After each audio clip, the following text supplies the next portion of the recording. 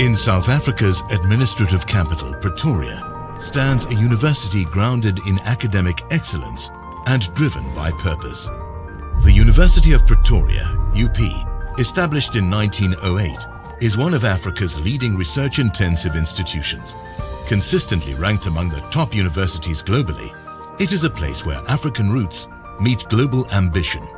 With a legacy built on knowledge and a future shaped by innovation, UP is committed to solving real-world problems and equipping the next generation of thinkers, creators, and leaders. UP offers one of the broadest ranges of academic programs in South Africa, spanning 9 faculties and a top-ranked business school, the Gordon Institute of Business Science. Students can choose from over 140 undergraduate qualifications, more than 1,000 postgraduate programs, and a growing portfolio of professional short courses. The university is home to over 55,000 students, including nearly 4,000 international students from across the globe. UP fosters a diverse and inclusive academic community. 61% of students are female and 72% are Black South Africans. Academic outcomes remain consistently strong, with an overall module pass rate of 88% and an examination pass rate of 87%. To meet the demands of a rapidly evolving world, increasingly dependent on AI technologies, UP has adopted a hybrid teaching model that combines contact-based instruction with digital flexibility. Each campus offers access to advanced knowledge hubs, tech-integrated learning environments, and dynamic collaboration zones, empowering students to think critically, create boldly, and engage meaningfully.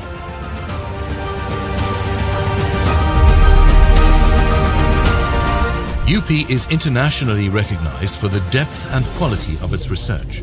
It ranks among the top 1% of universities globally in 14 of 22 essential science fields.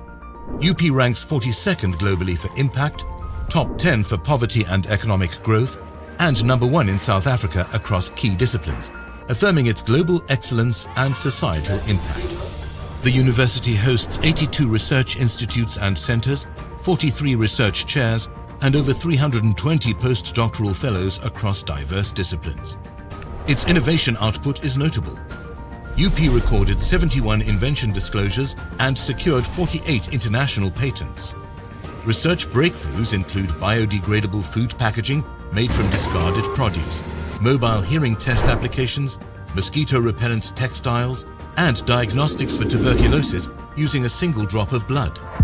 Nearly half of UP's research involves international collaboration. It ranks 26th globally for international research networks and 23rd for knowledge exchange, underscoring its role as a globally engaged African university. UP's research priorities reflect the most pressing global and continental challenges. Areas of focus include sustainable agriculture and food systems, water security, climate change, zoonotic diseases, data science, energy, heritage studies, and social justice. Specialist and interdisciplinary hubs such as Future Africa, Engineering 4.0, and Innovation Africa at UP serve as catalysts for high-impact research, often in partnership with industry, governments, and international institutions. UP is ranked 8th in the world for its efforts to equip students for decent work and economic growth, as outlined in the United Nations Sustainable Development Goals. Preparing students for the future of work is a clear institutional priority. The university offers free online ready-for-work courses, entrepreneurship training, digital capability development, and a mentorship program that pairs final year students with industry professionals. The Center for the Future of Work and Taxnovation, UP's technology business incubator, further enhance student readiness by cultivating both employability and entrepreneurial capacity. For employer recognition of graduate preparedness, UP is ranked first in South Africa and 185th globally, demonstrating its strength in producing work-ready graduates.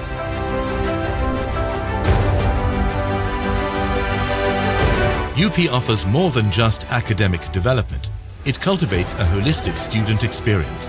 With 35 competitive and recreational sporting codes, Tuck Sport athletes have earned national and international recognition. At the 2024 Olympic Games in Paris, UP athletes secured medals in swimming, athletics and judo. Tatiana Smith became South Africa's most decorated female Olympian, while others contributed to team success in track events. Sport at UP develops leadership, discipline and resilience, core values that reflect the university's broader ethos. Cultural life is equally vibrant, with students engaging in music, arts, theatre and debate, supported by transdisciplinary platforms such as the Javat UP Arts Centre. Social responsiveness is embedded in UP's institutional identity. Annually, more than 24,000 students engage in community-based learning through 233 academic modules. This includes projects in early childhood development, public health, education, environmental conservation, and more. UP is the only African member of the University Social Responsibility Network. It also contributes significantly to the urban fabric through initiatives such as the Hatfield City Improvement District, enhancing safety and integration beyond campus boundaries. The university's Giving Matters campaign raised over 36 million rand, assisting thousands of financially vulnerable students, those in the missing middle who do not qualify for traditional aid. UP graduates are leaders across sectors and continents. With over 320,000 alumni worldwide, the university's impact extends far beyond its campuses. Distinguished faculty serve on international bodies such as the International Court of Justice and the UN Committee on the Rights of the Child. UP's Faculty of Law is ranked 65th in the world. The university is also recognized among the top 100 globally in subjects such as veterinary science, development studies, law and engineering. Its standing is further bolstered by a concentration of NRF-rated researchers and the highest proportion of doctoral qualified academic staff in South Africa. The University of Pretoria stands at the intersection of academic excellence, social impact and global engagement.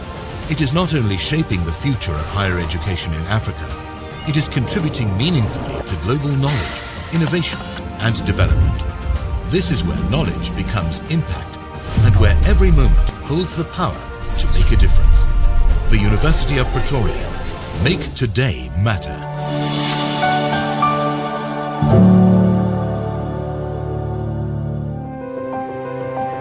For some universities, alumni are their former students. But as an alumnus of the University of Pretoria, you're part of our family from the moment you start your journey with us.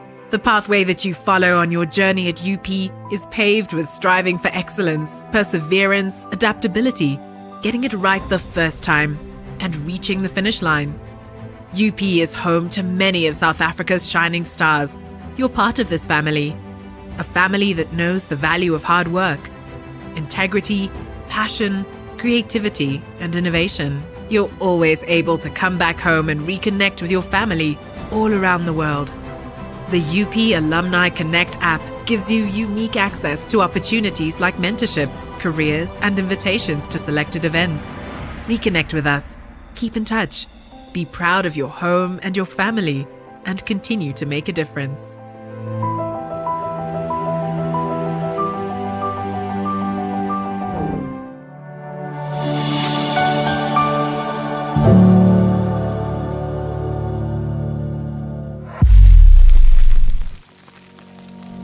We believe that within every moment of every day lies the potential to change the world. And by the good we do today, we can positively impact our futures. It's a single idea that holds everything together. Make today matter. Every day we nurture and build people through the knowledge we share and the things we have discovered. That's why knowledge matters. Through unique insights and by seeing the world differently, we write our own story of excellence. This is why opinions matter. Every day we strive together to be Africa's leading research-intensive university, recognized internationally for our quality, relevance, and impact. This is why research matters. We learn, grow, and inspire because our standard is built on a strong foundation. This is why excellence matters. Our different backgrounds, experiences, culture, and history culminate in a unique strength that shapes our potential. That's why diversity matters. We never stop questioning, pushing, discovering, yearning in our pursuit of knowledge. This is why learning matters. We produce socially impactful research to find solutions to the world's most pressing issues. This is why sustainability matters.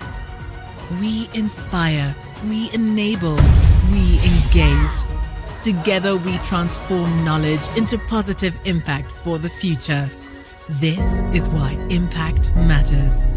The University of Pretoria. This is how we make today matter.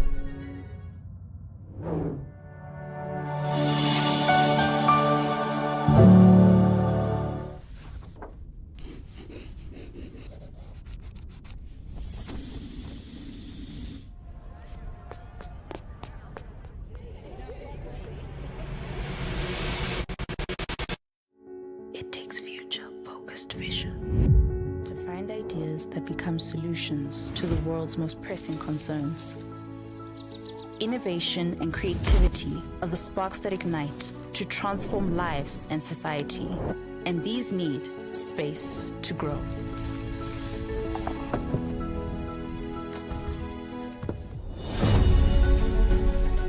We are home to these creative and innovative sparks. Our work goes beyond the disciplines, across our 9 faculties, 7 campuses, and being one of Africa's top business schools.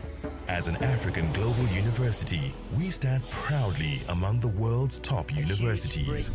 We remain at the forefront of universal discoveries and provide authentically African solutions to the world's greatest challenges and opportunities. We are pioneers in our fields, from the humanities to cutting-edge technologies, continually seeking ways to improve the world around us. Our hybrid learning systems provide quality education that enables graduates to become adaptable game changers. We have molded nearly 500,000 alumni who have made their mark locally and internationally, and we continue to inspire and equip our students to uphold our firmly rooted culture of excellence.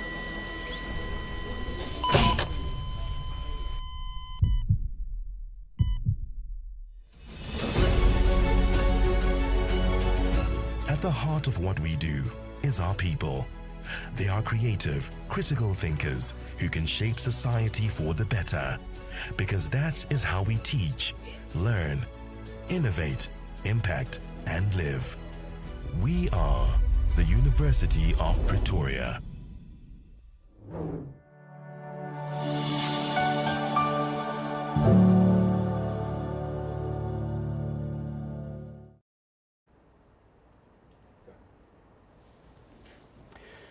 Good evening, everyone. Let us start the meeting by establishing whether we have a quorum.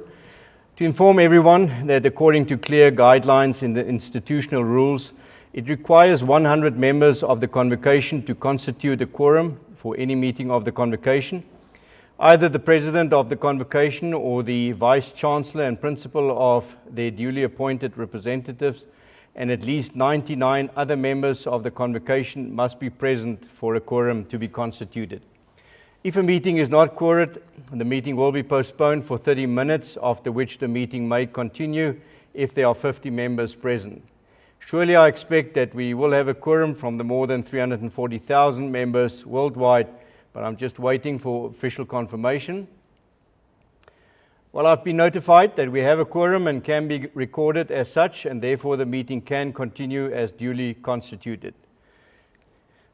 Ladies and gentlemen, I would like us then to continue with item 2 of the agenda and start off by officially welcoming all convocation members and UP alumni across the globe that made time to join and attend the live virtual 2025 UP Convocation AGM meeting this evening. In particular, a warm welcome also to the Vice-Chancellor and Principal of the University, Professor Francis Petersen, together with the Registrar Prof Caroline Nicholson, who both joined me in the studio tonight and are participating in this evening's AGM program, as well as a special welcome to the members of the university's executive. To save time, I'm not going to share the biographies of Professor Petersen and Professor Nicholson, as they have been posted on the websites and are available to everyone. At the same time, I also want to welcome the advisory board members and once again express my appreciation for making yourself available for a 4-year term in voluntarily serving in this capacity and for your ongoing support to the University of Pretoria. Please allow me to also make special mention of the passing of one of our respected and long-standing members of the Convocation Advisory Board, Mr. Dawie de Villiers, at the end of May 2025 this year. His valuable contribution and passion towards student safety and his love and loyalty towards the University of Pretoria will surely be missed.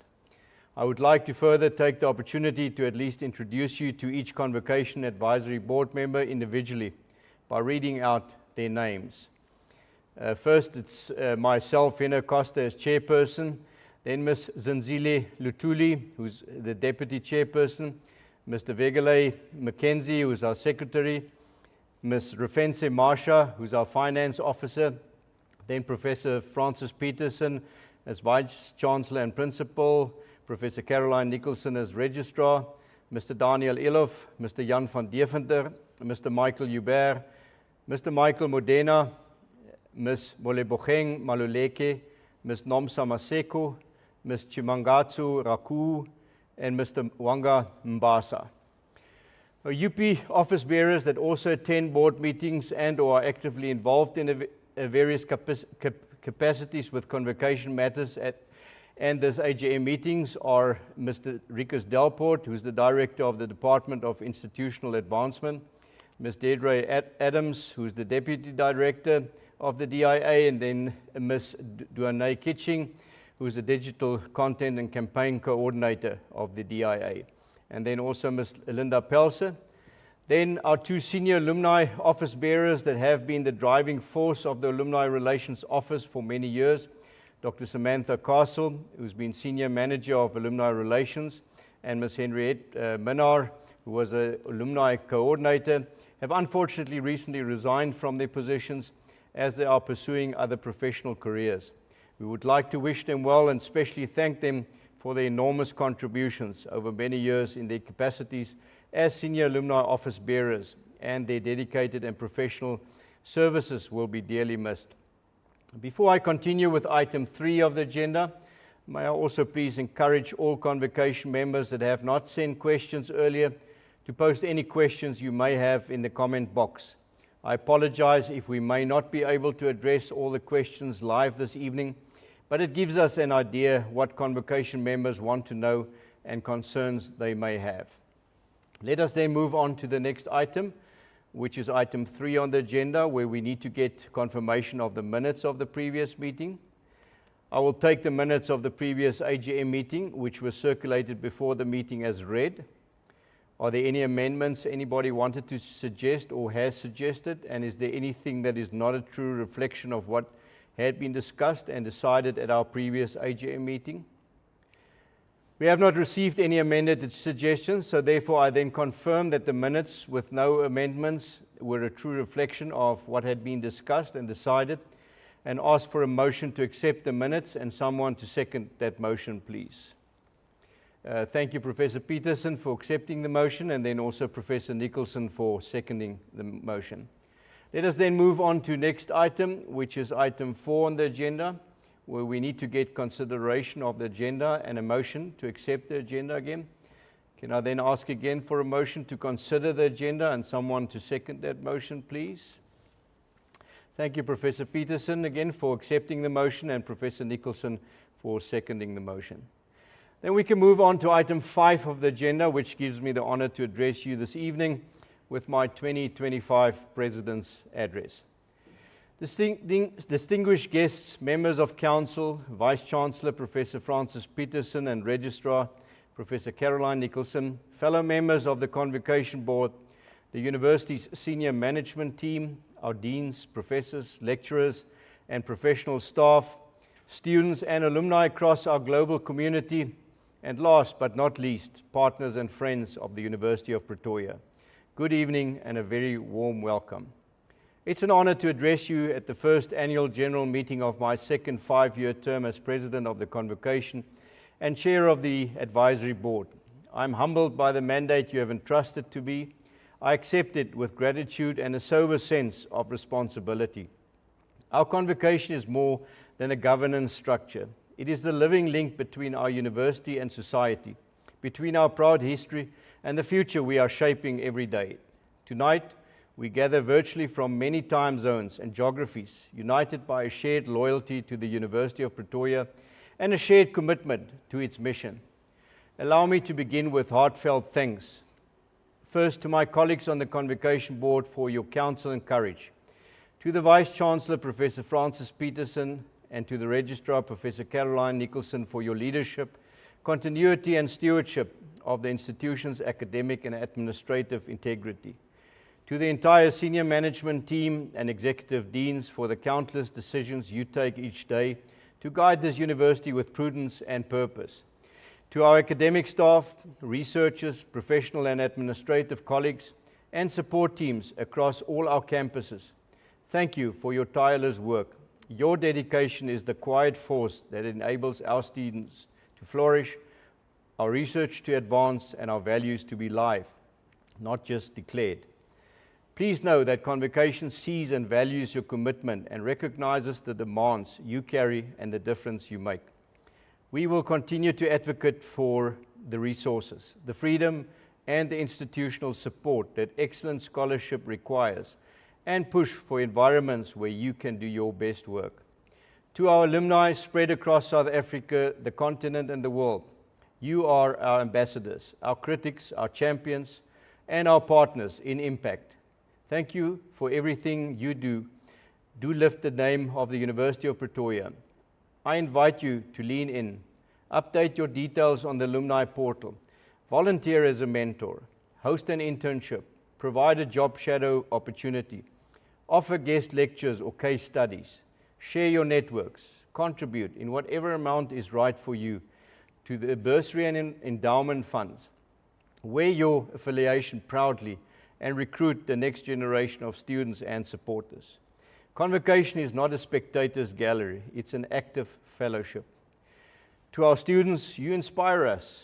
Know that we are invested in your success, and know that the habits of curiosity, discipline, and integrity you build now will serve you for a lifetime.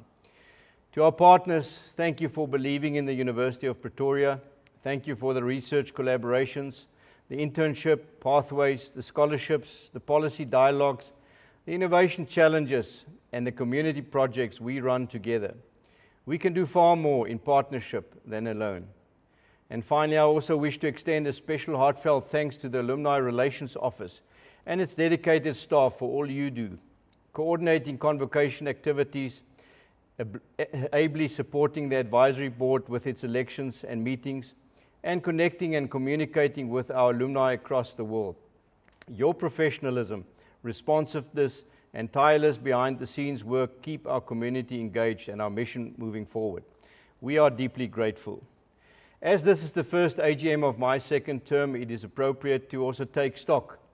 In the past 5 years, we have seen our university continue to uphold academic standards while broadening access, deepening inclusion, and expanding its footprint of relevance.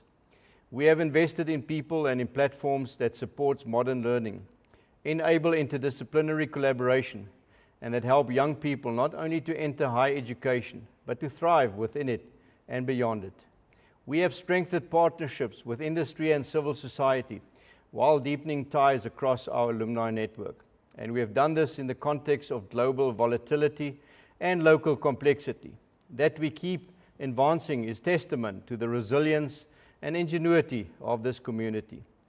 The University of Pretoria's mission remains very clear: to be a leading research-intensive university that delivers excellence with impact, high-quality teaching and learning, research that matters, innovation that solves real problems, and engagement that strengthens communities. As we look ahead to the next 4 years, the Convocation and Advisory Board have set our priorities aligned with the university's strategy and values. These priorities are firstly the upholding of academic excellence and integrity, where we will defend the principles of academic freedom, open inquiry, and evidence-based decision-making, and will support continuous improvement in teaching and research. Secondly, enhancing student access and success, where we will work with the university and with our alumni to expand scholarships and bursaries, to strengthen mentorship and career readiness, and to support well-doing and mental health. Thirdly, accelerating research with impact, where we will champion interdisciplinary research in areas of national and continental priority, ensuring that our work is both globally excellent and locally relevant. Fourthly, deepening transformation and inclusion, where we will continue the hard work of building a university that is welcoming and empowering for all, where diversity is celebrated, equity is pursued, and dignity is protected. Fifthly, strengthening innovation, entrepreneurship, and partnerships, where we will support the ecosystem that moves ideas from lab to market, links students to real-world challenges, and fosters a culture of problem-solving. We will broaden partnerships with industry, government, and civil society, recognizing that complex challenges require collaborative solutions. And finally, securing sustainability, where we will advocate for long-term financial sustainability and responsible stewardship of our physical and digital infrastructure. Convocation itself must be a more active bridge between the university and its alumni. Going forward, we must focus on 3 practical initiatives. First, an expanded alumni mentorship network that connects final year students and recent graduates with experienced alumni in relevant sectors and regions. Second, a coordinating alumni giving campaign focused on student financial aid and research seed funding, because small gifts multiplied across a global community change lives. And third, a program of regional and virtual convenings that keep us connected, informed, and engaged with the university's work wherever we live. Once again, the primary focus of my address this year will be to elaborate on the role, initiatives, and activities of the Alumni Relations Office in facilitating relationships between University of Pretoria graduates and their alma mater. More detailed information on these initiatives and new platforms, some of which I will report on, as well as contact details, can be acquired in the latest report on the activities of the UP Alumni Relations Office in 2025. The Alumni Relations Office's strategic goals every year are in alignment with and support UP's strategic goals as set out in the university's institutional strategic plan. This year saw the Alumni Relations team once again continue with the launching and growth of ambitious projects that not only serve to boost relations with our alumni, but also lead to greater alumni giving, the expanding of UP's alumni donor database, and ultimately to more funding flowing to UP students facing financial need. Then I would also like to elaborate on the role of the alumni community specific, by far largest constituency within the convocation and alumni structures, and the important contributions they make through various official channels towards the entire UP community, thereby promoting the interests of the institution through formal and structured support and input. I would also like to address a few key strategic goals and new initiatives aimed at further boosting relations and engaging our alumni, and touch on new focus areas on the radar of the Alumni Relations Office for 2026.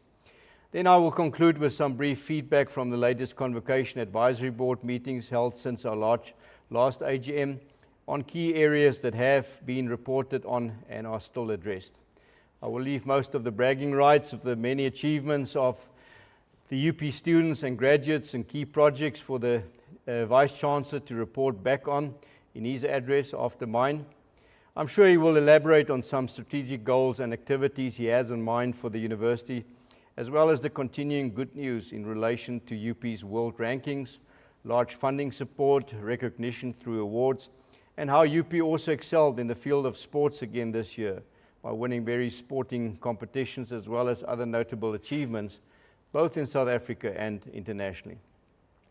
Now, as an introduction, it is once again worthy to note that to what extent the University of Pretoria Alumni Relations Office consistently works to maintain and strengthen relationships between the UP graduates and their alma mater, and how the office is focused on harnessing the goodwill and strength of our alumni friends and industry partners. To facilitate this, by August 2025, the office had details of an estimated 343,000, which is almost 10,000 more than reported last year, of whom it has permission to contact about 167,000 via email. Outside South Africa, the next top 9 countries with largest concentration of UP alumni are Australia, the United Kingdom, Namibia, Zimbabwe, Botswana, New Zealand, the Netherlands, Canada, and the United States. In a year marked by the first full term of Vice-Chancellor and Principal, Professor Petersen, who assumed office on the 1st of October 2024, the Alumni Relations Office continued to prioritize meaningful engagement with UP's alumni community. In 2025, its efforts were anchored by sustained digital outreach that was complemented by ongoing collaboration with leadership across all 9 faculties and the Gordon Institute of Business Science to deepen alumni involvement and harness their support for the university's strategic direction. In the Alumni Relations Office's strategic plan for 2025, 4 major goals were set on which I would like to briefly elaborate and give some feedback regarding progress made from September 2024 until August 2025 in achieving the desired outcome and progress plan for these goals. These strategic priorities are designed to align with and actively advance the broader institutional objectives outlined in UP's strategic plan. The university's goals included ensuring long-term institutional sustainability, enhancing international engagements, strengthening UP's research standing, driving transformation within the UP community, and positioning the university as a socially responsive institution that creates meaningful societal impact. Now, the first of the 4 major goals was to foster a stronger alumni global community. And a key responsibility of the Alumni Relations Office is to grow alumni involvement in university life and promote meaningful engagement across a range of touchpoints.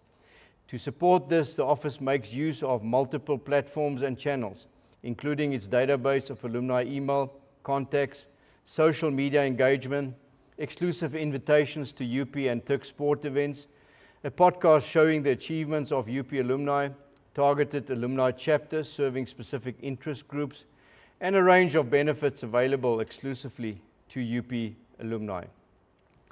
The first communication channel is the social media, where the University of Pretoria TUC's alumni Facebook page has more than 21,000 followers, and the Alumni Relations Office has access to the combined 1.3 million followers across UP's 6 main social media platforms. Sport is a major communication channel where TUC sport events are used as a national unifier in providing opportunities to renew bonds between the university and its graduates. Since the last AGM, the Alumni Relations team continued to work with TUC sport to boost support for the TUC's rugby team among the alumni body. Over the course of 3 Varsity Cup games hosted at TUC's stadium in February and March, 214 UP graduates were hosted in the special alumni fan zone. Alma Matters, which is the quarterly newsletter, is another major communication channel sent to all alumni in the alumni database, with updates on alumni news, events, and the biggest research and other campus activity news. The next communication channel is an alumni-driven, success-focused lead-up podcast that launched Season 5 in May this year. The podcast profiles prominent UP alumni and alumni associates who share their top tips for success, thereby helping to promote UP alumni as leaders in society and encouraging large-scale engagement with the university. The Season's 4 episodes, released bi-monthly from May to November, included talks so far with Sumari Greiber, co-founder of insurance industry, upstart Naked Insurance, Mpuna Seleshu, poet and entrepreneur, and Isak Smit, who's CEO of PPS. Another important communication channel is the official alumni chapters of UP that serve a vital role in maintaining strong links between graduates and the university by drawing on the commitment of dedicated UP alumni who volunteer their time to coordinate events and fundraising initiatives tailored to specific alumni groups.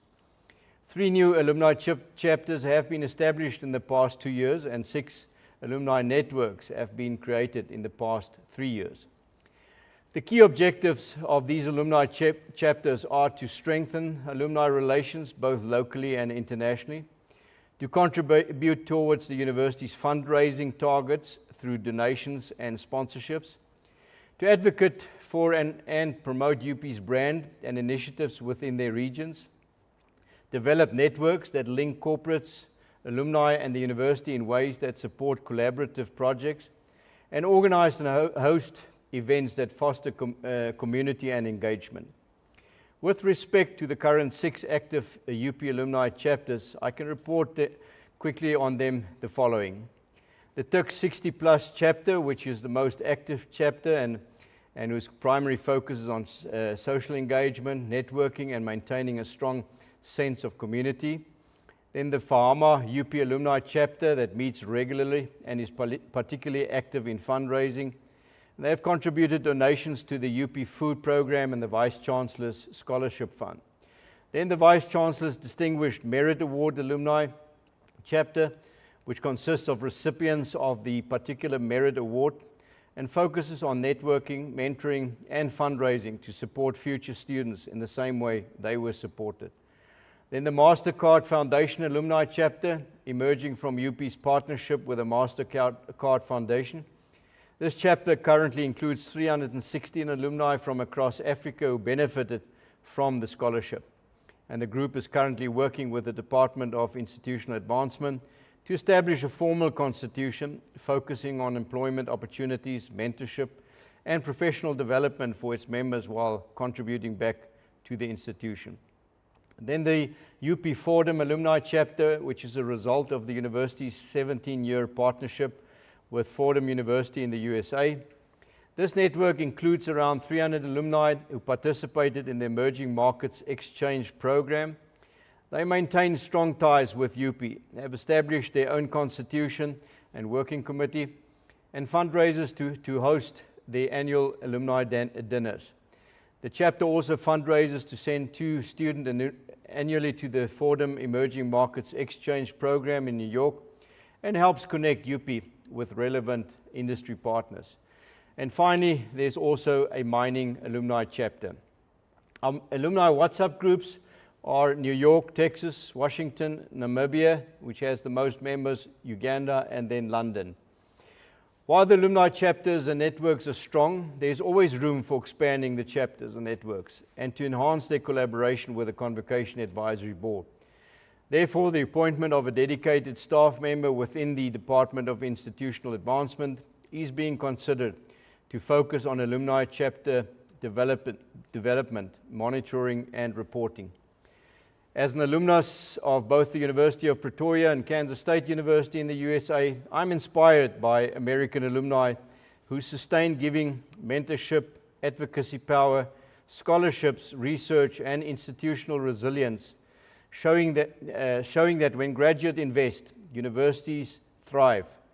I would therefore like to encourage and invite UP alumni across the globe to do likewise than our American counterparts to advance the University of Pretoria's access and excellence by creating more alumni chapters and/or networks that will link graduates with specific interests in an organized manner with each other and the university. Another communication channel is the faculty engagement, where the Alumni Relations Office regularly liaises with the faculty leadership across UP's 9 faculties and the Gordon Institute of Business Science to ensure coordination of alumni-focused activities and to provide support to the faculties where needed. The UP Alumni Connect app is a further communication channel with 25,400 users launched in 2019, which connects alumni to the latest campus news, job openings, networking opportunities, and exclusive competitions. And finally, during graduation, the Alumni Relations Office is involved in every graduation session in distributing pins to graduates as an alumni gift and to welcome new graduates to the alumni community. The second goal in 2025 set by the Alumni Relations Office was to steadily increase alumni giving and participation in fundraising and other UP initiatives. The Alumni Relations Office is key to fostering and supporting stronger connections between the university and its alumni community, many of whom also contribute as donors. So far in 2025, 908,000 Rand has been received from just over 1,100 donors. The UP Giving Month held in July 2025 aimed to raise 1 million Rand for students in financial need and to support other UP development projects such as food security. Nearly 700,000 Rand was raised. For context, the UP Giving Month originated from the 3-year campaign called Giving Matters, which ran from 2022 to 2024 and successfully reached its 100 million Rand target. It remains crucial for alumni to be part of these fundraising efforts and to give back to our alma mater. The range of TICS alumni merchandise also continued to prove popular and is available to buy online or at the UP shop on Hatfield campus and at alumni events. Then the third goal set by the Alumni Relations Office was to strengthen the alumni benefits program and engagement. A major focus for 2025 was increasing alumni awareness of the advantages associated with being a UP graduate.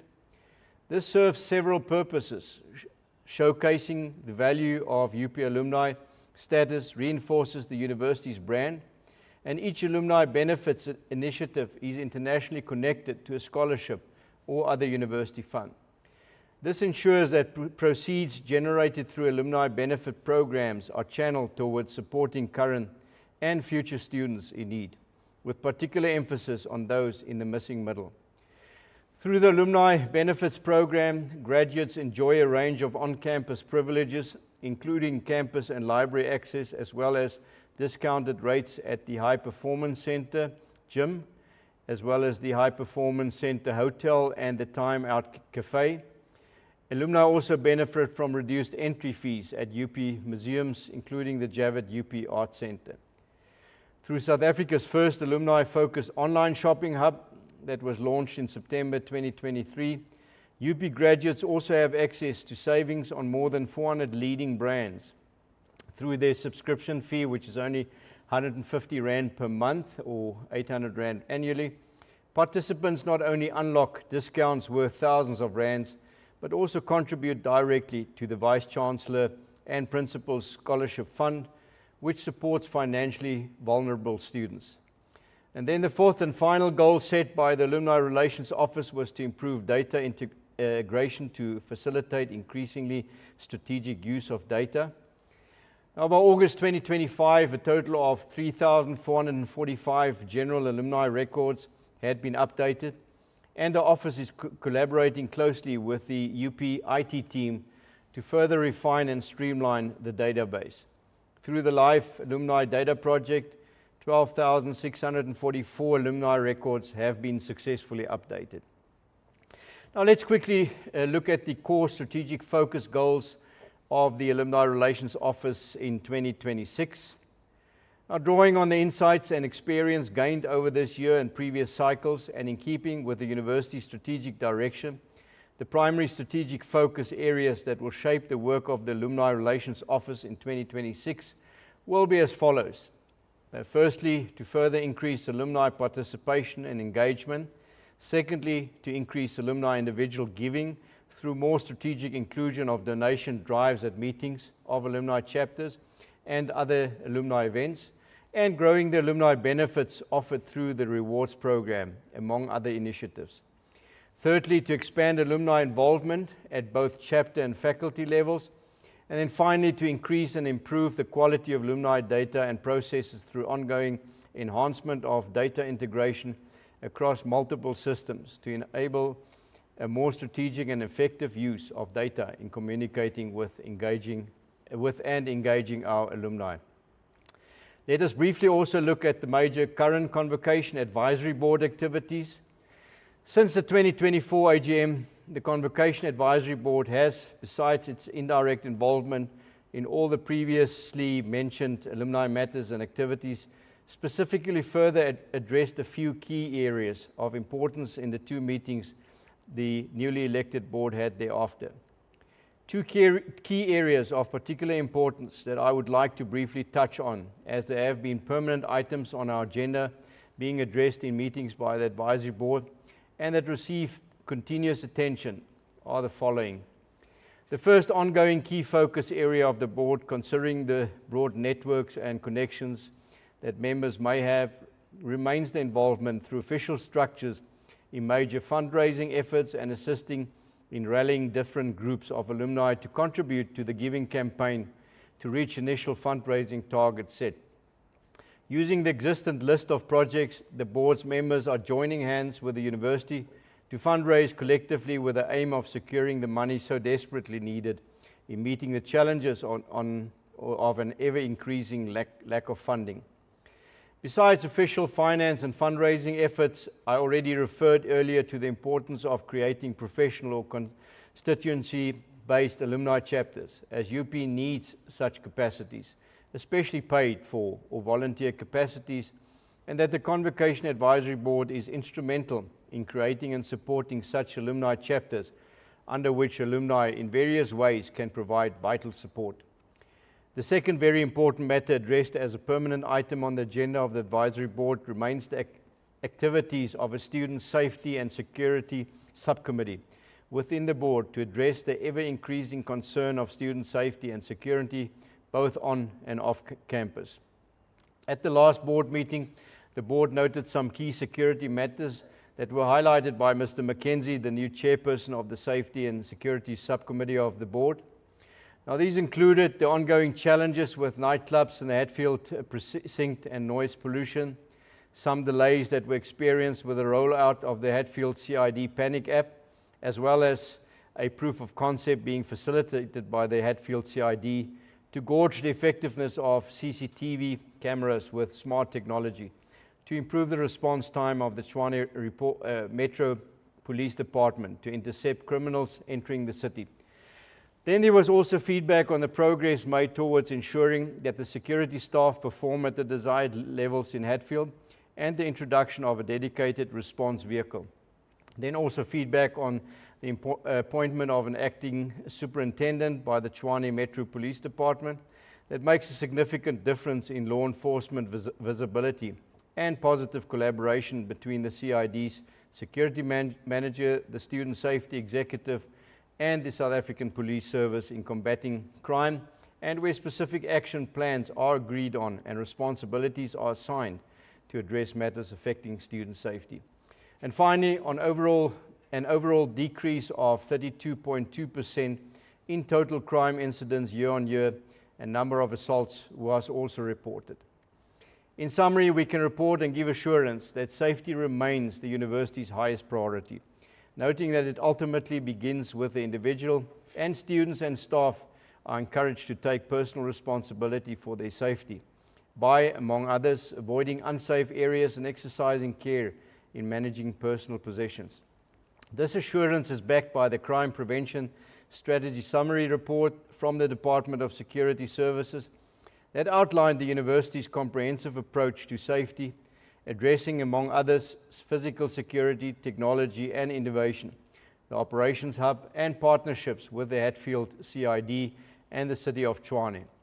The report further indicated that on-campus safety is of a very high standard, with many visitors remarking on the strong safety culture that exists within the university.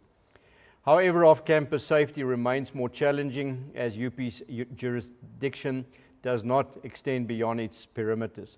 In these areas, collaboration with partners such as the Hatfield CID and the City of Tshwane is essential. Ongoing communication and coordination with these partners therefore remain a key focus area. Finally, numerous other items that keep coming up and that are of significant interest to UP and its entire community were and are continuously discussed and debated at our advisory board meetings with very positive contributions and advice. Thereby, the board continues to play a pivotal role in its function as an official advisory board to the VC the senior management and the University Council in promoting the interests of the institution through formal and structured support and input. This way, the board, within its mandate, always tries to apply all possible means to be most progressive in its support and contributions towards the university's vision, mission and goals.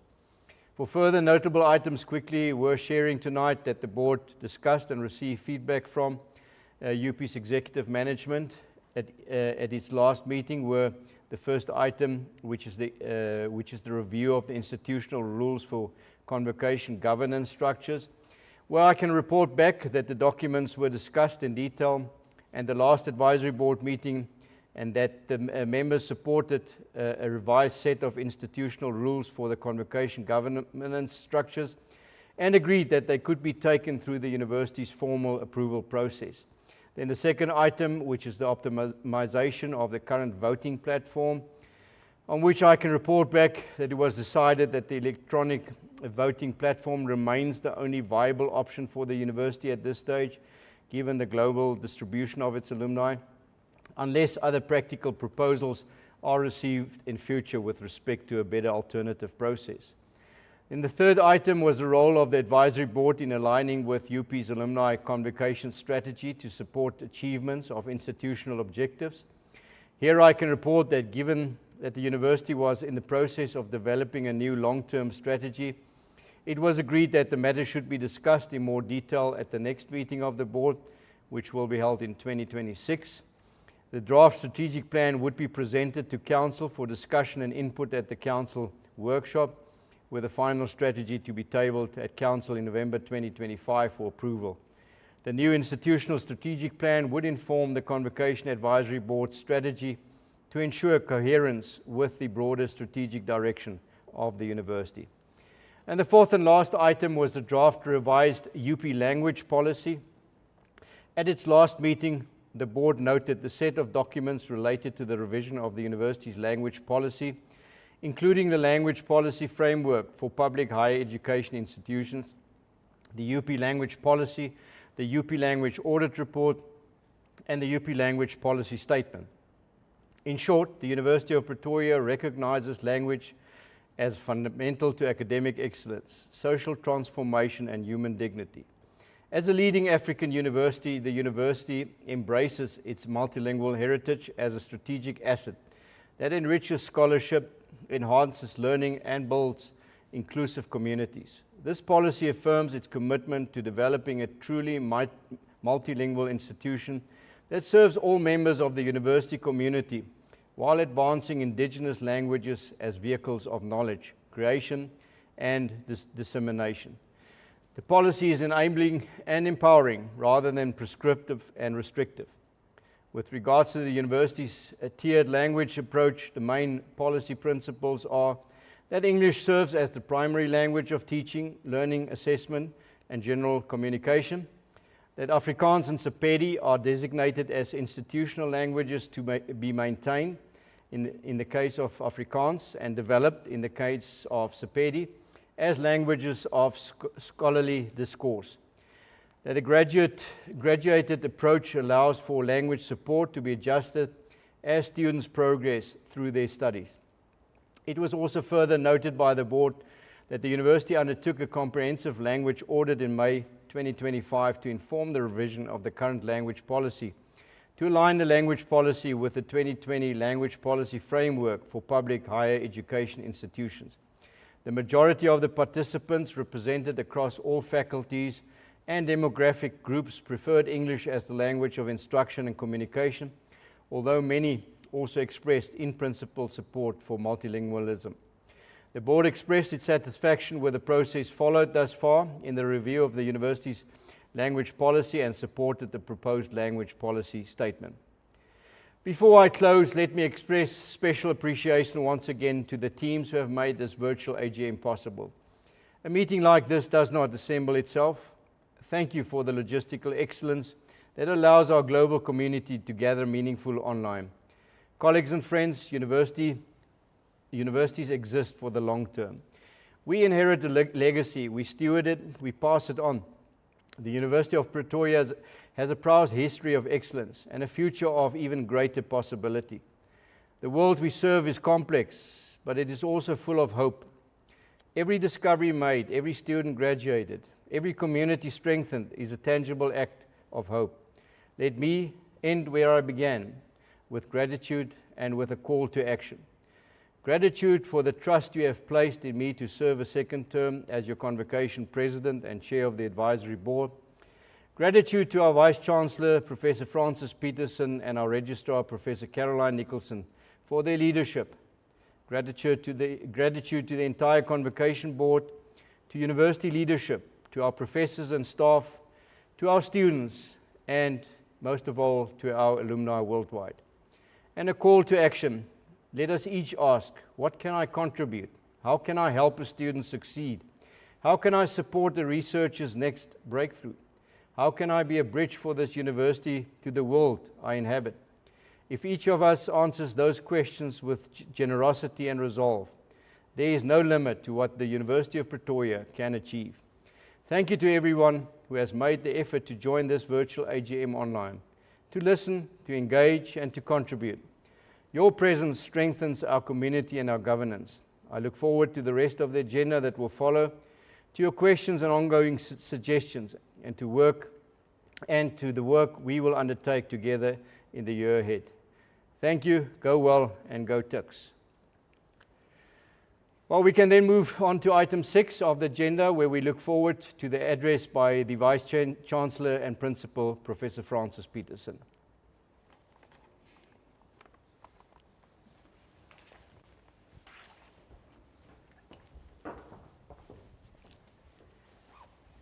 Thank you very much, Hinner. And I don't know whether we have agreed to wear the same red tie this evening, but at least we can make an impression with the tie. So good evening to members of the Convocation, alumni, colleagues, and friends of the university.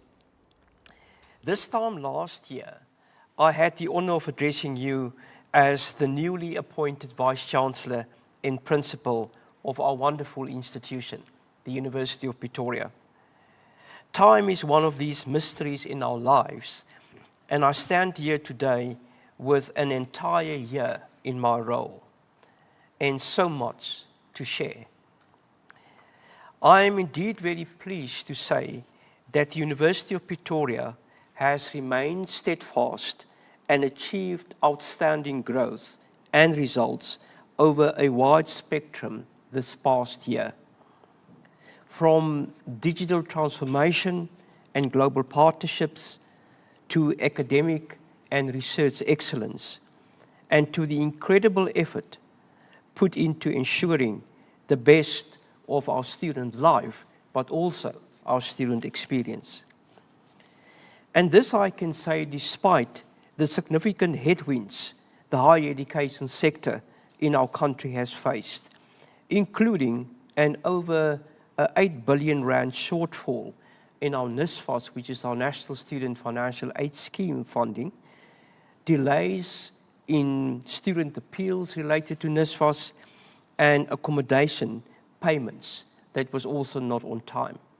And as recently as a few days ago, we also saw the resignation of the chair of NSFAS, which means that our work will also be cut out for next year, the year 2026.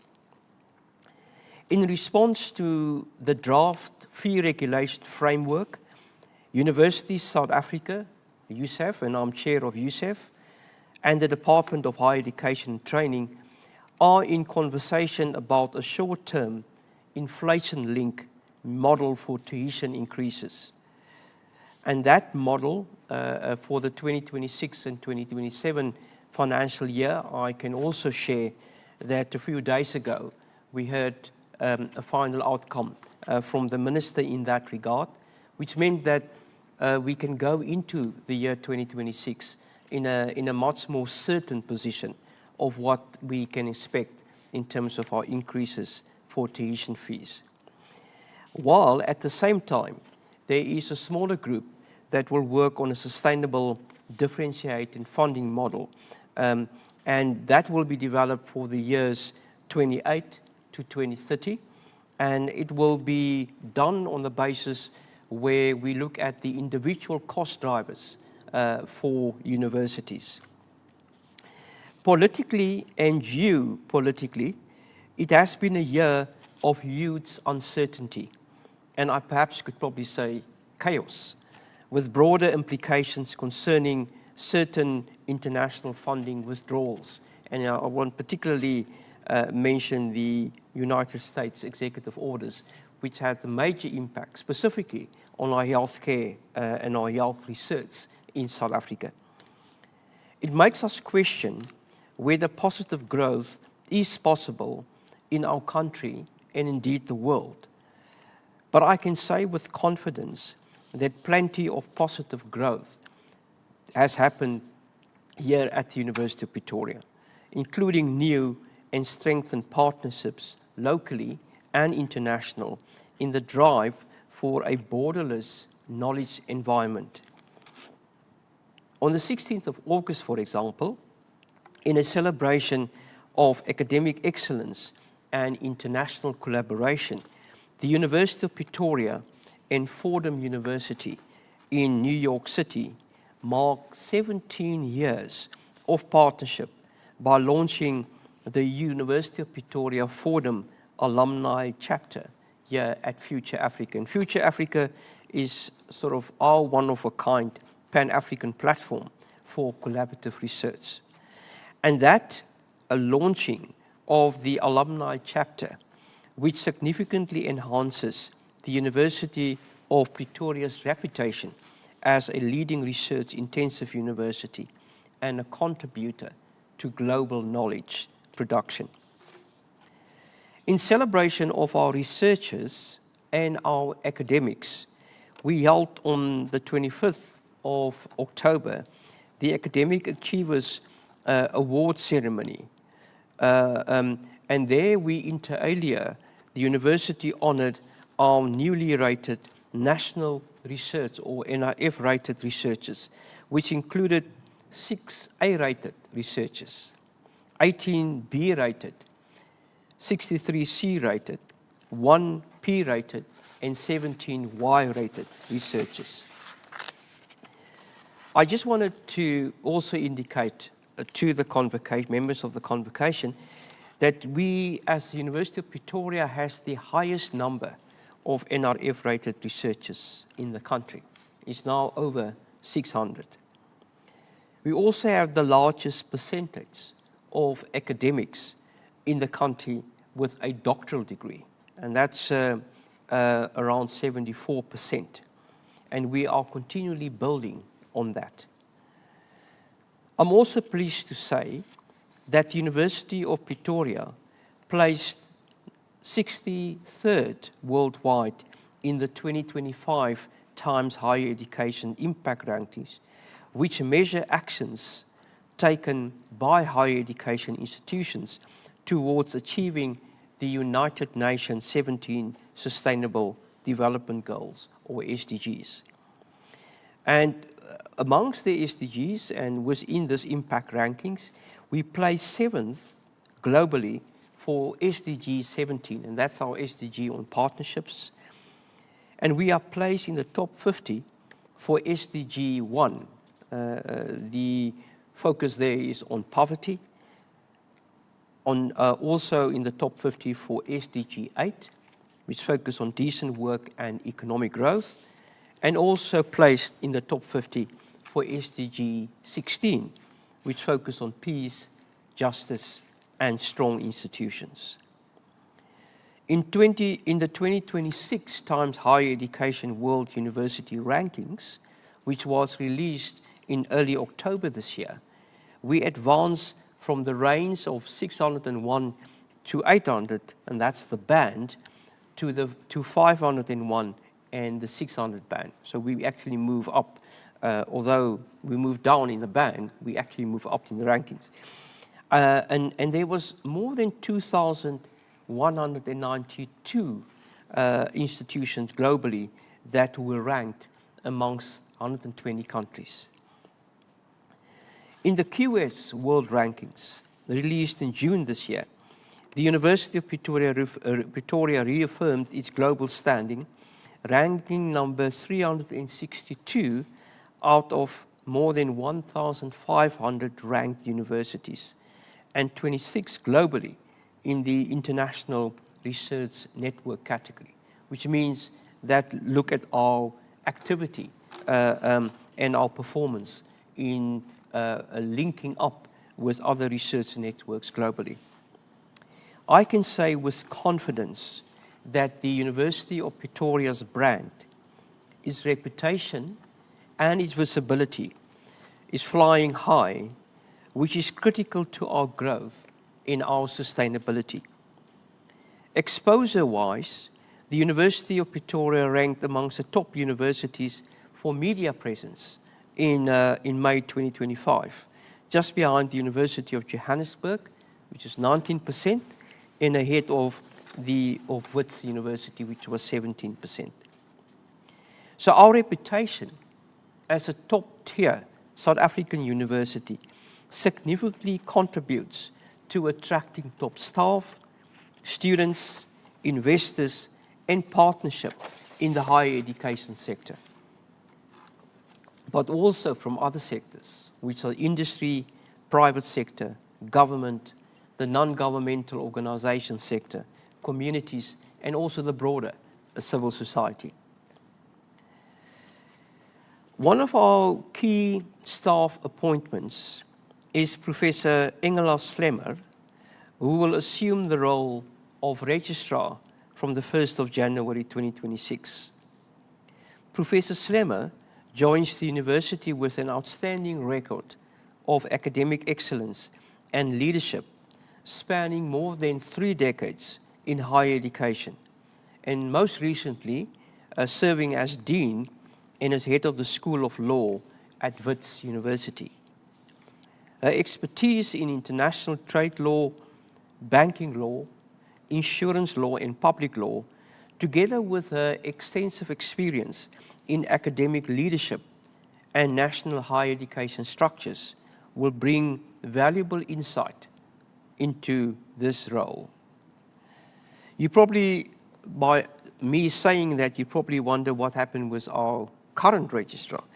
Well, it was our current registrar will retire at the end of this year, and I, and on behalf of the executive and the whole university community, would like to extend our deep gratitude to Professor Caroline Nicholson for the distinguished service and exceptional leadership as the outgoing registrar, and her contribution to the university's growth and governance has been extremely valuable. It's sad that we have to do it virtually because we can't clap hands and you can hear the noise, but in terms of appreciation. But we are really indebted to Professor Nicholson for the contribution that she has made over many years to the University of Pretoria. I also want to extend the same to the Director of Facilities Management, Professor Susan Adenhoff, who retired at the end of August and who was our longest serving member of the senior management from 2006. She was central to our university facility management and I just wanted to indicate and to give you a sense of the footprint of our facilities and our physical infrastructure, so to speak, over our 7 campuses. It covers more than 1,200 hectares, 747 buildings, gardens, and sports fields. And really, it is a 24/7, 365 commitment. And I also just want to say again, thank you to Professor Adenhoff. We also hosted a farewell luncheon for the University of Pretoria Council members, whose term came to a close. Ms. Vuyelwa Uyinga, Ms. Pumzile Langeni, and Mr. Duan Fourie.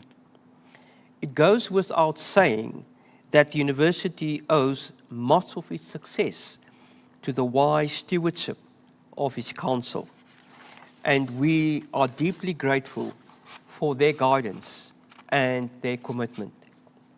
All of our council members staff, and students will forever remain part of this large and larger University of Pretoria family. We treasure our alumni in South Africa and across the globe, all of whom are vital ambassadors of the University of Pretoria. From January to July of 2025, the Fundraising and Alumni Relations Division within the Department of Institutional Advancement secured 111.5 million rand in philanthropic income. While this is 15 million below the figure for the same period in 2024, the division remains on track to meet its annual target, and that annual target is 275 million rand. So Mr.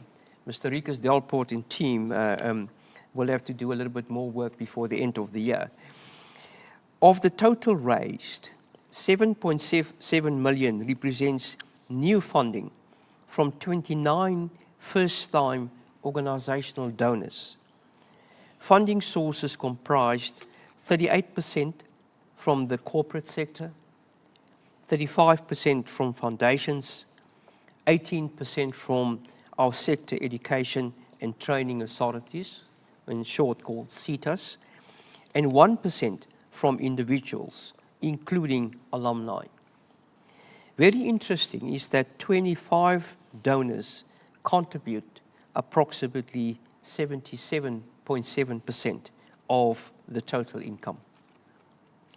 The largest gift, value at 18 million rand, is from Google to support the African Institute for Data Science and Artificial Intelligence, a transdisciplinary research institute which is led by Professor Vukosi Marivati, and is also the APSA Chair of Data Science and a professor in the Department of Computer Science. The new institute is a significant step in advancing Africa's role as a key contributor to the global AI research landscape.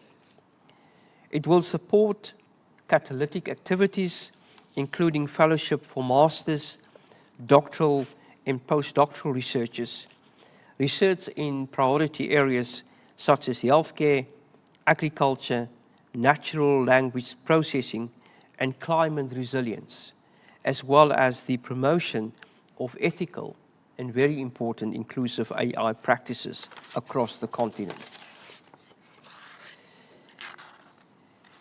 There is far too much to mention in terms of all of our growth and achievement areas for 2025.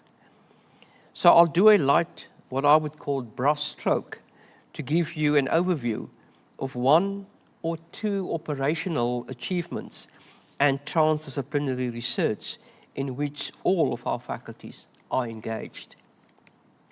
Operationally, our Facilities Management Division annually calculates the carbon footprint of the university's activities. Its procurement and operations is a major undertaking. The recently released 2024 Carbon Footprint Report has calculated this through meticulous data collection, analysis, and interpretation as part of the University of Pretoria's carbon management strategy, which aims to reduce carbon dioxide emissions and environmental impact. University of Pretoria has expanded its carbon footprint reporting to include Scope 1, Scope 2, and Scope 3 emissions. And when I talk about Scope 1, it's actually direct emissions. Scope 2 talk about indirect emissions from purchased electricity. And Scope 3, all other indirect emissions across the value chain. Now, this includes everything from the carbon emissions from on-campus construction and maintenance, to the transportation of goods and services, to the mode of transport employees and students use to travel to and from campuses. And it also includes for business flights and car rentals. The total emissions recorded for all the campuses for 2024 were 74,868 tons of carbon dioxide equivalent. You don't have to worry about the total number. I think the important thing is this is a decrease of about 10,490 tons of carbon dioxide equivalent compared to the emissions recorded in 2023. And that, I believe, is an excellent achievement, especially considering the reduction was achieved with the addition of Scope 3. And just to remind, Scope 3 are all other indirect emissions across the value chain. Over the next 5 years, we will be progressively maturing our institution-wide integrated approach to sustainability and seeking solutions to the issues presented in the Sustainable Development Goals, but also very importantly in Africa's Agenda 2063. But to enhance our sustainability efforts and to streamline operational efficiency, the University of Pretoria has introduced a cutting-edge smart campus automation and reporting system. And this new system integrates Internet of Things sensors, data analytics, and real-time monitoring across campus facilities to track the energy use, to look at water consumption and obviously to measure that and to track that, to look at waste management, and also to focus on carbon emissions. And this system allows for precise, data-driven, very importantly, decision-making to address inefficiency and also optimize resource use. So that's the one area. On the research frontier, the University of Pretoria, in partnership with the United Nations University Institute for Water, Environment and Health, has launched Reach Africa. And that's the first United Nations hub in Africa. And actually, it's the first UNU, United Nations University hub in the Global South, based at the University of Pretoria's Future Africa. And I already explained to you our Future Africa platform. And the hub will advance Africa-led solutions to challenges in climate change, food and water security, public health, and while also fostering collaboration across the Global South. University of Pretoria is leading the Innovative Engineering Curricula project in South Africa, funded by the Royal Academy of Engineering and the South Africa's University Capacity Development Program. And that is to reimagine how engineers are trained by aligning sustainability goals, entrepreneurship, the circular economy, community realities, and the psychosocial development of engineering students with the complex realities of our engineering practice. Researchers from the Faculty of Natural and Agricultural Sciences participated in a groundbreaking international study to understand how plants found in drylands adapt to these extreme habitats. The result of this large-scale study, which involved more than 120 scientists from 27 countries, were published in the scientific journal Nature and have significant implications for protecting biodiversity as the planet warms and the regions becomes more drier. Drylands cover about 45% of the Earth's terrestrial area and are home to a third of the global human population. Another area is cancer and cancer research. So cancer is the second leading cause of death, with nearly 70% of death occurring in low and middle income countries. Our Pan-African Center Research or Cancer Research Institute, called PACRI, is addressing this challenge by bringing together novel science clinical care, public health, cultural expertise, patient advocacy, and policy engagement in a collaborative model that accelerates research and response. A significant contributor also in the area of cancer research is our nuclear medicine research infrastructure, NUMERI, and that facility housed at the Steve Biko Academic Hospital and is headed up by Professor Mike Satege, who has transformed the South Africa's nuclear medicine capabilities and really have reshaped the way cancer is approached and treated. And that facility, under the custodianship of Professor Mike Satege, is now also developing a cancer strategy for the African continent. In accountancy, KPMG in South Africa, in partnership with the University of Pretoria, has launched the Professor Wiseman Nkulu KPMG Scholarship to honor the retirement of their chairman. The 3-year scholarship is open actually to newly qualified Black South African chartered accountants and aims to increase the representation of young doctoral students and their professors.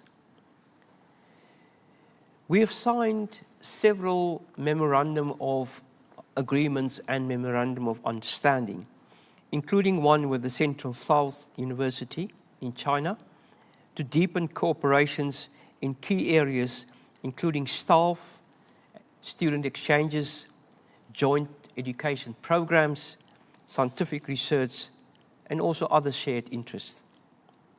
In March this year, the Open Society Foundation, in partnership with the Center for Human Rights at our Faculty of Law, co-hosted a public lecture delivered by their president, President Biniver Noruji, and that was held at the Javed UP Arts Center. The lecture was followed by a panel discussion that brought together a diverse range of stakeholders to reflect on the state of human rights in South Africa, but also to focus on and to look at human rights globally. It inspired a renewed commitment to justice, and it also, I believe, reinvigorated a call for collective action. The event attracted students, policymakers, private sector leaders, and also civil society partners. So on to entrepreneurism, or entrepreneurship, if you want to use that term as well, which is one of our core courses and foci across all of our faculties. Standard Bank, in partnership with the University of Pretoria's high-tech business incubator, Tux Innovation, launched the inaugural Standard Bank Tux Innovation Innovative Challenge in 2025. This strategic collaboration aims to drive the growth of small, medium-sized, and also micro-enterprises in South Africa. The 2025 challenge supports 25 emerging tech entrepreneurs in the fintech sector. In April this year, we launched the Sustainable Development Solutions Network, which is a youth network in South Africa. And at the same time, we launched the South African Youth Innovation Challenge 2025. This is our flagship initiative that combines youth entrepreneurial action with creative problem solving to address the local SDG issues through scalable but also sustainable business ventures and solutions. In September, we attended the International Akudla Summer School in Cape Town, hosted by the University of the Western Cape. It happened alongside the G20. There was a G20 event in Cape Town, attended by G20 Ministers of Agriculture, and Professor Thais Vieira from the University of Sao Paulo presented on the connection, the linkage, the interconnection from research to global influence for G20 impact. Now, Okudla means food or to eat in isiXhosa and isiZulu, and data-driven science is being used to optimize food systems and to provide advisory services through user-friendly mobile services, apps, and also artificial intelligence. Our scientists are teaching farmers at all levels to use tech to achieve a far greater degree of precision agriculture, such as early warning disease detection or soil moisture measurement, to know exactly how much water to use. A pivotal challenge in Africa and many other parts of the world is the issue of food systems and nourishment. These are integrally related to health, the climate crisis, employment income, poverty, migration, freshwater adaptive land and sea use, degradation, conservation, equality, and I can probably put them all together in terms of sustainable development. All the issues highlighted in the SDGs and also Agenda 2063 of Africa. While contributing to food systems transformation on the continent, the University of Pretoria is developing scholars trained at the interface of data science, food security, agriculture, climate change, water, land, biodiversity, and planetary health. As we all know, Africa needs to significantly increase the number of doctoral and postdoctoral researchers who can innovate, lead policy development for sustainable systems, and influence business and the economy. Now, if we look at research-intensive countries, they normally graduate between 250 and 400 PhDs per million of the population on an annual basis.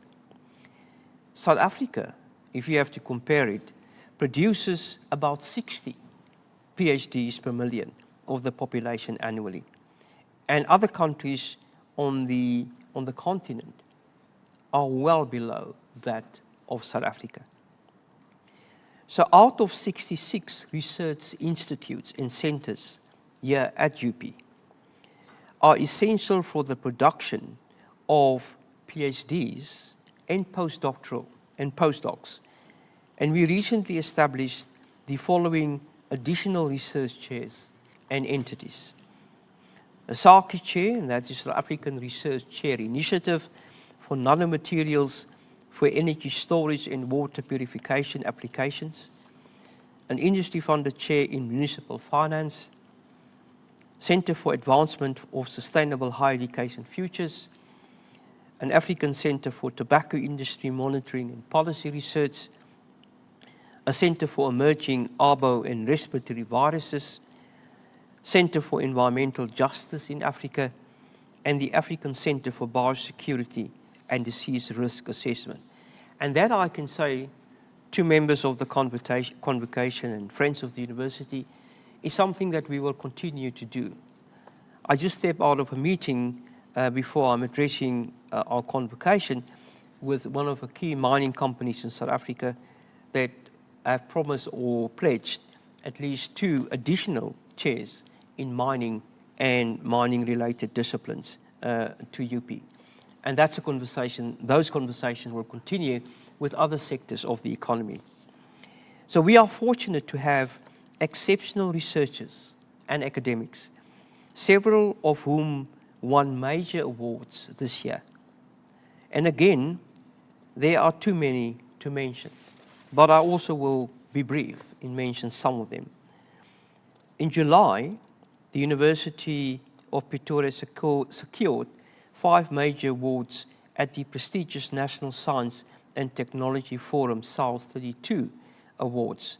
And that is sort of widely known in South Africa as the Science Oscars. And the University of Pretoria won just over a quarter of this year's accolades. The most of, obviously, of any university that were, or a science council that was represented there. In August, 5 of our researchers earned the recognition at the 2025 South African Women in Science Awards.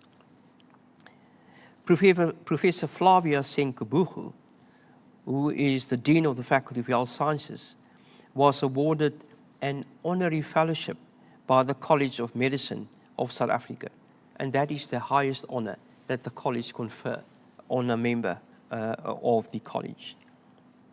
Professor Robert Crew, which was a former Deputy Vice-Chancellor of the Vice Principal here at the University of Pretoria and is now a Senior Research Fellow in the Center for Advancement of Scholarship, was named the 2026 recipient of the John F.W. Herschel Medal by the Royal Society of South Africa. And again, it is also their highest honor that they can give to someone in the field of science. On the 21st of October, we had the TUC Res Awards. We have 8,193 students in our 29 residences, which are home to many of the University of Pretoria's top academic achievers, with averages of these students from 80s also deep into the 90 percentages. They are part of a unique group of talent, academically, certainly, but also with good hearts. They are socially conscious and they are also caring. And that is the type of graduates that the University of Pretoria wants and are producing to South Africa, the continent, but also the globe. We applaud the effort that each one of our staff members commit to the all-round success of all 56,453 students on our campuses, and into making sure that the University of Pretoria is the preferred choice for students across South Africa. We pride ourselves on the fact that our students come from a diversity of backgrounds, which really contributes to the richness of a University of Pretoria community. At the University of Pretoria, no student is left behind or is denied a top education because of socio-economic circumstances. In August, we hosted thousands of prospective students for Choose UP Day 2025.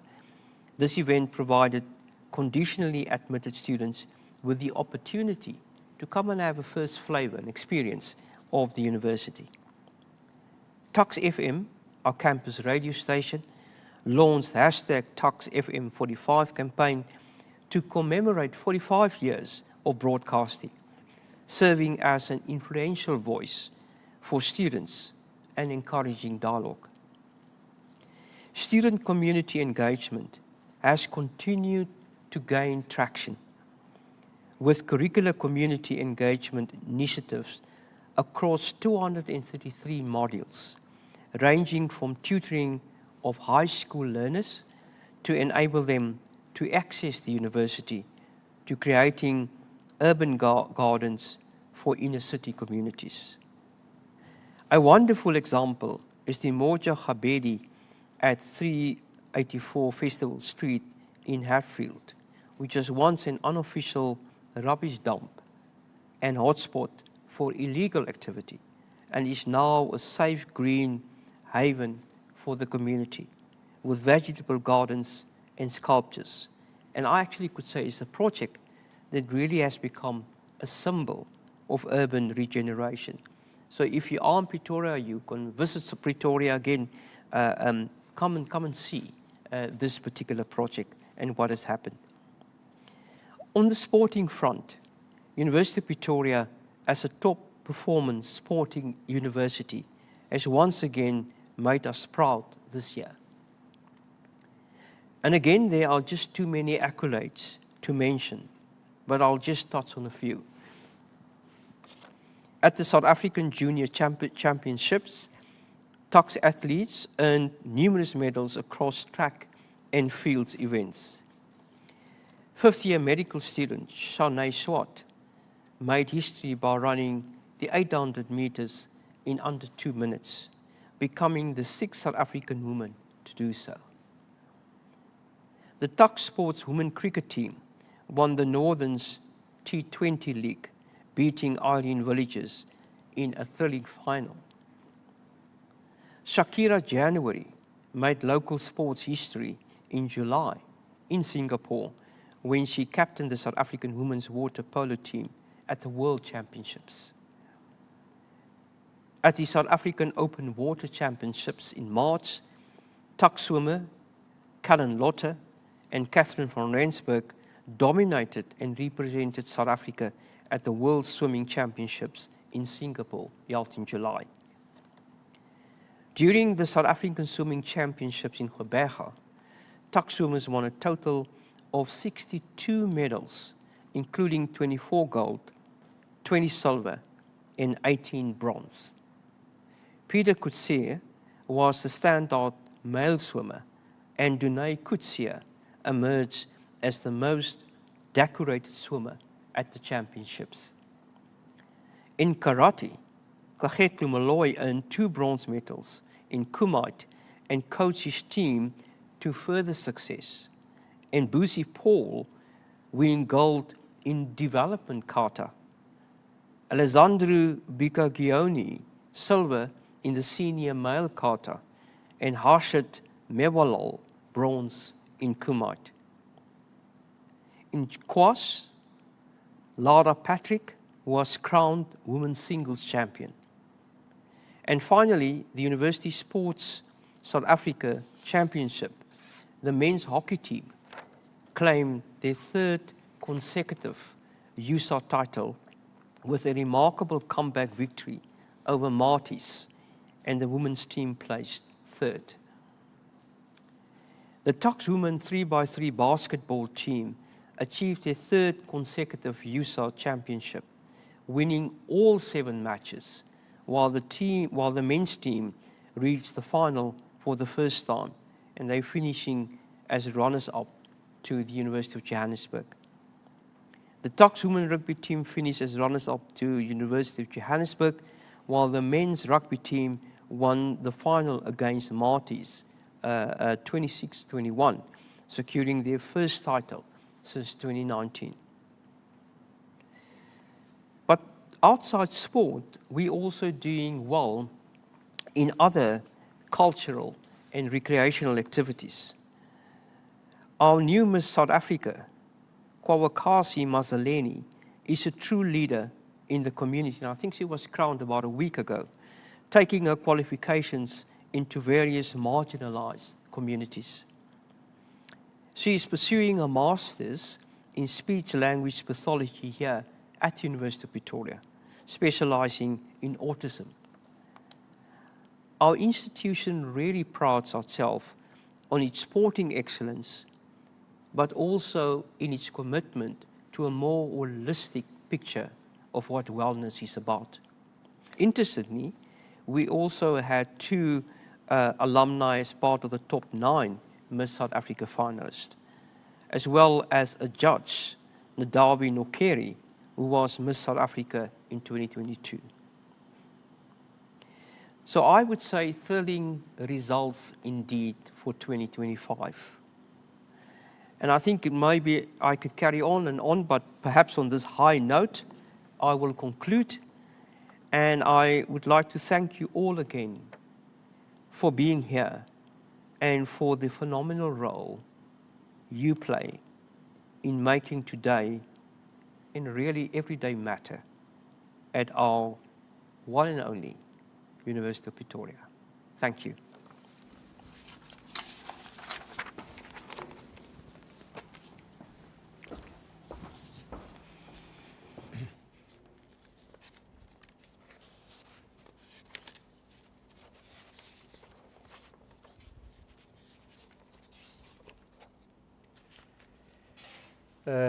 Professor Petersen, yes, thank you for informing and updating our members on important university achievements, projects and other activities and matters of note. And we are looking forward to you and your executive management team's continuous contributions in managing this institution to new heights, together with the many challenges educational institutions in this country and other parts of the world are facing. Now, before we close the meeting with final remarks, we will now, under item 7 of the agenda, just have a quick question and answer session, which will be facilitated by the Registrar, Professor Nicholson. Given the limited amount of time, we'll keep it short, and then I'll just give some closing remarks. Thank you.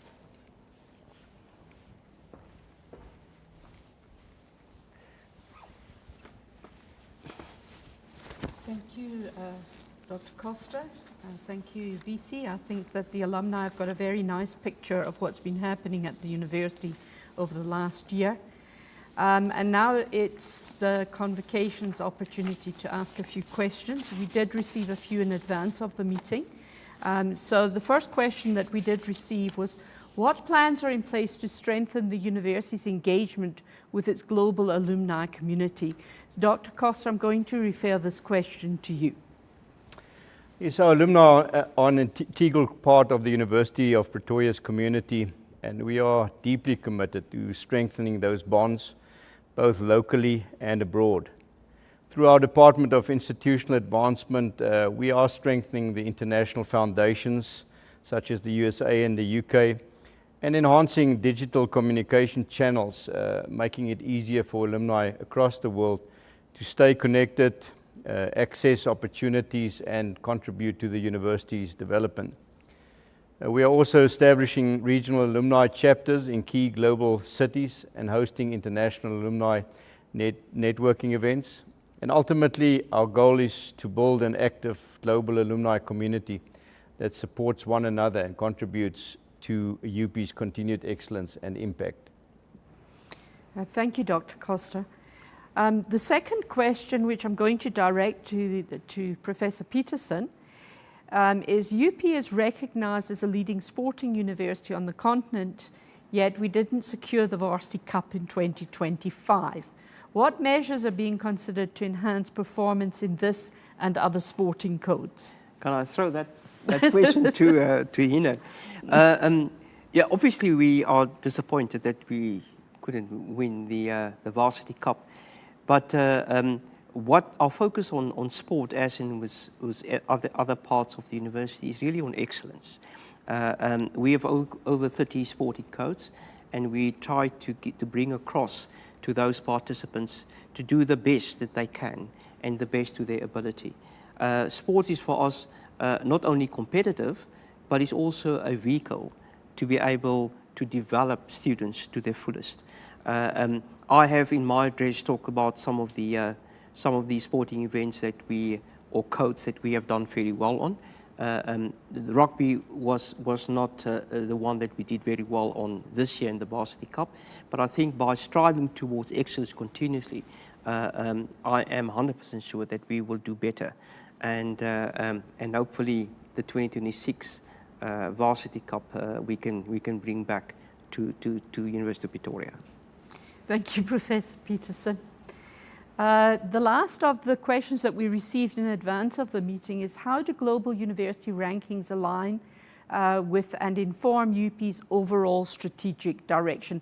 Prof Petersen, as we've been engaged in strategic discussions for the last couple of months, again, I'm going to direct this question to you. Thank you, Registrar. I don't know what I did to you today, but no, I think the way that we look at rankings is that we never use rankings to determine where we're going as an institution. We first determine the strategy and what we want to achieve, and that inform our rankings. So we are in the midst of developing a new strategy that hopefully will be that will go through the governance structures this year and to council, and that new strategy will run from 2026 to 2038, which is a 12-year strategy. And the focus really is the key strategy, and we need to do those things right in the strategy. And by doing that, we will automatically and by default impact those aspects that influence the ranking. So by executing our strategy correctly, by having the ownership behind the strategy, I'm 100% sure that we will also improve our existing strong levels in the different ranking systems. Thank you, Professor Petersen. That has brought us actually to the end of the questions that we've received from the convocation members. I hope that everybody has a better sense of where the university is at the moment. Thank you both for answering those questions. There's always a few difficult ones in there. So thank you. Thank you. Back to you, Dr. Köster. Yeah, well, colleagues, members of Convocation, alumni, students, staff and friends of the University of Pretoria, as we reach the end of tonight's session, I want to thank you for joining us for this 2025 Convocation AGM and for doing so virtually. Your presence, your questions and your ideas remind us that Convocation is a living community. Even across screens and time zones, the pride we share in our alma mater is unmistakable. Allow me first to once again express sincere appreciation to our other official participants this evening. Professor Petersen as Vice-Chancellor and Principal, thank you for making the time this evening and for your thoughtful presentation to address our members on important university achievements and inform them on other activities and matters of note, and your steadfast leadership. Your vision for excellence and impact continues to guide our university through change and opportunity alike. Professor Caroline Nicholson, special thank you as well for your contribution today and for your unwavering leadership across the years. The depth of your service is woven into the daily life of the University of Pretoria. It is both an honor and a bittersweet duty to further pay special tribute to you, Professor Nicholson, as she retires at the end of December from her role as Registrar. Professor Nicholson, your integrity, steady hand and dedication to academic quality and student success have shaped generations of graduates. On behalf of the Convocation, thank you for the countless hours, the difficult decisions made with compassion, and the example you set for principled leadership.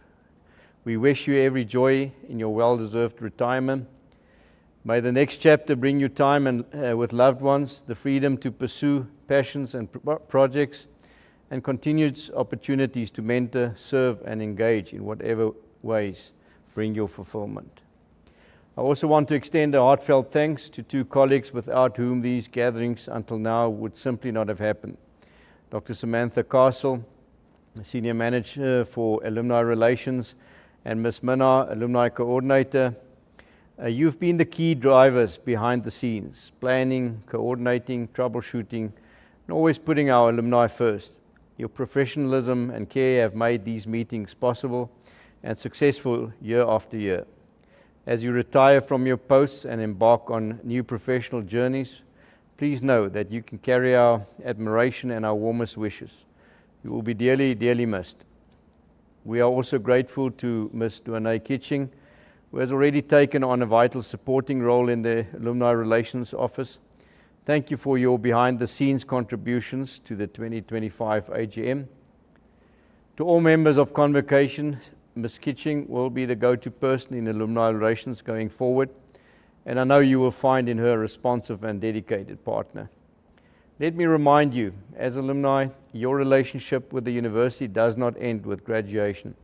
It evolves. There are many meaningful ways to contribute to our alma mater, mentoring students and young graduates, offering internship and workplace exposure, serving on advisory groups and committees, supporting bursaries and scholarships, partnering on research, innovation and community projects, hosting alumni gatherings and being ambassadors for the University of Pretoria in your professions and communities. Your time, talent, networks and philanthropic support each make a tangible difference. Please stay connected, keep your details up to date and share your ideas. If there are concerns you wish to raise, suggestions to improve our collective work, or items you would like to table at a future Convocation board meeting or other official platforms, We welcome them.